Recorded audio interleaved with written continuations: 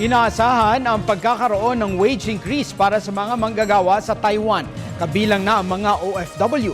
Ayon sa DOLE, ito ay magsisimula sa unang araw ng Hulyo.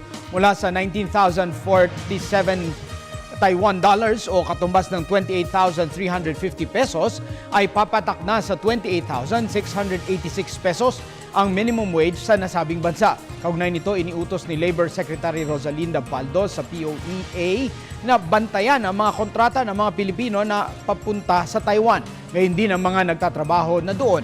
Ito'y upang tiyakin na nakasaad sa mga kontrata ang tamang pasahod ay pinapatupad sa nasabing bansa.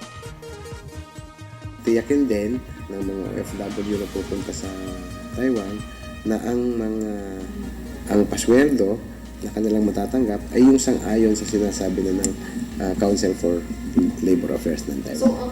Dokumento ng OFW. So, tinitingnan lahat ng mga kontrata. Mga kontrata naman yan ay nabe-verify. So, para sa mga OFW yung nandoon na sa Taiwan, bago mag-July 1, pagdating ng July 1, tataas ang kanilang sweldo. Kung may mga employer na nagdadaya sila at hindi tataas ang kanilang sweldo, pumunta kaagad sila sa Philippine Overseas Labor Office sa Taiwan.